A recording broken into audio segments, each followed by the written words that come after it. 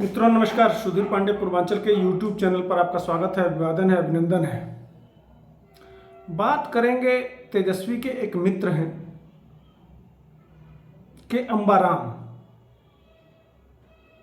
जो जब तेजस्वी यादव तमिलनाडु गए थे तो इनको जो माला पहनाए थे, केक काटते समय जो इनके आगे पीछे घूम रहे थे के स्टालिन के साथ, वही कल भाषण में क्या बोले जानते हैं? मोदी को टुकड़े टुकड़े कर देता। किस बात पे बोले हैं? तो इसलिए बोले हैं साहब कि मोदी को टुकड़े टुकड़े कर देता, इसलिए कि मोदी ने यह कहा कि मैं डीएमके को उखाड़ के फेंक दूंगा। हर पार्टी कहती है। कांग्रेस के बारे में भी भारतीय जनता पार्टी ने कहा कि कांग्रेस धीरे धीरे खत्म हो जाएगी, खत्म कर देना है कांग्रेस को। जैसे विपक्ष, जैसे राहुल गांधी कहते हैं आरएसएस को खत्म कर देना है। हर पार्टी एक दूसरे को खत्म करने की बात करती है, लेकिन यह पार्टी को खत्म करने की बात नहीं करते हैं, यह नरेंद्र मोदी को ही टुकड़े टुकड़े कर देने की बात करते हैं। तमिलनाडु से डीएमके को खत्म कर, जड़ से उखाड़ दूंगा मोदी ने कहा था, उसको लेके यह कह रहे हैं कि मोदी को मैं अगर मंत्री नहीं होता तो टुकड़े टुकड़े कर देता। अब समझिए क्या, किस तरह अरे ये वही लोग हैं। एमके स्टालिन के बेटा जानते ही हैं, वो क्या बोला था? सनातन धर्म, डेंगू है, मलेरिया है, सनातन धर्म को खत्म कर दूंगा।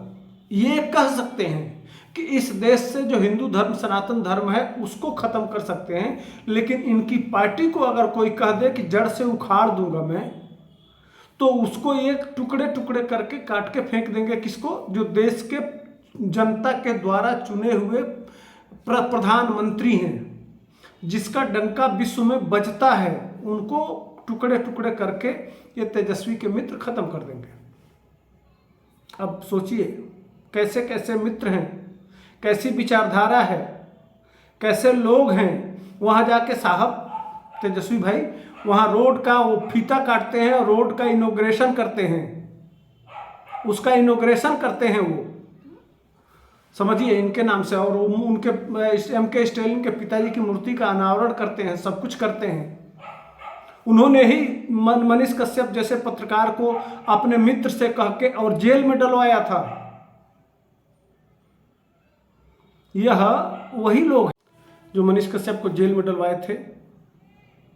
आखिर निकला मनीष कश्यप कुछ उखाड़ नहीं पाए। तो मनीष कश्यप जैसे व्यक्ति का अगर तुम कुछ उखाड़ नहीं पाए, आके आराम से फिर बजा रहा है वो। अगर मनीष कश्यप बजा सकता है तो नरेंद्र मोदी का कौन सा बाल फाड़ लोगे यार? आपके जैसे बड़े बड़े आए। अरे कांग्रेस पार्टी ने नरेंद्र मोदी को 14-14 घंटा सीबीआई, ईडी, पूरा गुजरात मामला, क्या क्या हुआ, गृहमंत्री को तड़ीपार कहा गया, क्या कितना उनके ऊपर 4-4, 5-5 अधिकारियों को लगाया गया, भट्ट को लगाया गया, कितने पत्रकार, पूरा पूरा वर्ल्ड में बीबीसी, पूरा वर्ल्ड की मीडिया। सोनिया गांधी ने कहा खून के सौदागर, उसके मां के बारे में, उसके परिवार के बारे में, उसके भाई के बारे में सब कुछ कहा गया। कुछ नहीं फर्क पड़ा। मोदी उसी तरह से चल रहा है और चलता जाएगा और चलता जाएगा। आज तक तो कुछ उखड़ा नहीं। जब सेंटर में सरकार थी, मनमोहनी सरकार थी, मनमोहन सिंह की सरकार में गुजरात मामले में जब सीबीआई और ईडी, आज बहुत लोग कहते हैं कि सीबीआई ईडी मेरे पीछे लगा दिया गया है। उस समय नरेंद्र मोदी जब गुजरात के मुख्यमंत्री थे तो इनके पीछे, और वर्तमान के गृहमंत्री उस समय गुजरात के गृहमंत्री थे, इनके पीछे सारी ताकत लगा दी गई थी और कुछ नहीं बिगड़ा भाई, कुछ नहीं बिगड़ा, कुछ उखाड़ नहीं पाए। तो अब तो वो देश के प्रधानमंत्री 9 साल 10 साल होने जा रहा है। जब उस समय एज ए मुख्यमंत्री पूरी देश की सारी ताकत लगा के तुमने आजमा लिया, देख लिया, उसका कुछ नहीं उखड़ा, तो फिर अब क्या उखड़ेगा? कुछ नहीं बिगड़ेगा भाई। हम जानते हैं आपका दर्द कहाँ है, जो के अन्नामलाई हैं, जो भारतीय जनता पार्टी के तमिलनाडु के अध्यक्ष हैं, उनसे इनको दिक्कत है। उन्होंने ऐसा सनातन की बात, ऐसा ऐसे क्वेश्चन करते हैं, ऐसी ऐसी बात करते हैं, इस तरह से वो जनता उनको छूने के लिए, अरे वही जिससे करण कश्यप मिला था और उन्होंने मनीष कश्यप का बहुत समर्थन किया था और कहे थे कि जो भी सहयोग होगा हम सहयोग करेंगे और दबा के सहयोग करेंगे, और सहयोग मिला भी उनके तरफ से। जो मुकदमे हैं वो खत्म हो जाएंगे, सबूत नहीं है, खैर वो मुद्दा नहीं है, लेकिन ये वही लोग हैं कि नरेंद्र मोदी को टुकड़े टुकड़े काट दो भाई। सिर्फ मुंह से भाषण देने से क्या फायदा? इनकी पार्टी भी खून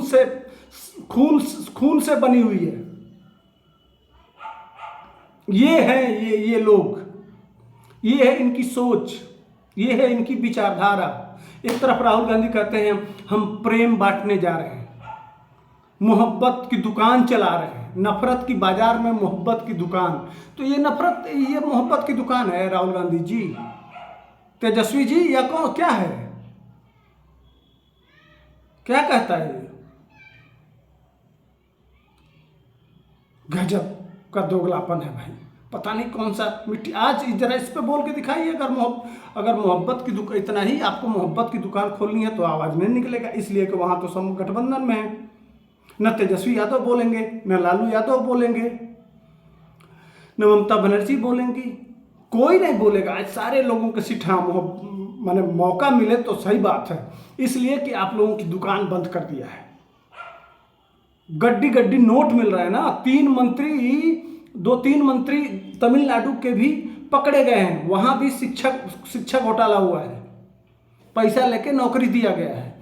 इधर साहब अगर जमीन के बदले नौकरी के बदले जमीन वाला मामला है तो वहाँ भी मंत्री जेल में है, और वह भी कोई नरेंद्र मोदी नहीं भेजे हैं। वहाँ के कोर्ट ने जांच का आदेश दिया था, और उस कोर्ट के जांच के आदेश के बाद यह पाया गया कि हाँ यह दोषी हैं, और इस आधार पर उन पर मुकदमा लिखा गया, वह जेल में है। तो ये है, अब इनका गुस्सा यह है कि भारतीय जनता पार्टी अचानक तमिलनाडु में इस तरह से फैल गई है। एक व्यक्ति ने इनके इस डीएमके जो सनातन विरोधी है, जो हिंदी विरोधी है, जो हिंदुत्व विरोधी है, उसके जड़ में ऐसा मट्ठा डाला है, ऐसा मट्ठा डाला है, ऐसा मट्ठा डाला है कि ये फड़फड़ा रहे हैं, कुछ बोल नहीं पा रहे हैं। जिस तरह से भीड़ उमड़ रही है, जिस तरह से जनता प्रेम कर रही है, कोई बहुत अनहोनी न घट जाए कि कहीं बहुत बड़े पार्टी के रूप में भारतीय जनता पार्टी स्थापित न हो जाए। इसलिए चर्चा चल रहा है AIADMK जो जयललिता का पार्टी था, बीच में तो गठबंधन टूट गया था, लेकिन गठबंधन होने जा रहा है। अगर दोनों का गठबंधन हो जाता है तो जो DMK है इसका सुपड़ा साफ न हो जाए, इस बौखलाहट में ये इस तरह के बोल रहे हैं। लेकिन जनता है, अंतिम निर्णय जनता को करना है, जनता पर जो फैसला करेगी वो देश मानेगा। तो तड़प कह रहे हैं, दरअसल यह हिंदी, हिंदुत्व और सनातन के विरोध में जो पैदा हुए थे, वो तमिलनाडु के जो प्रदेश अध्यक्ष हैं वह इसी को स्थापित कर रहे हैं। हिंदी से भी उनका प्रेम है, सनातन से भी प्रेम है, और हिंदुत्व से भी प्रेम है।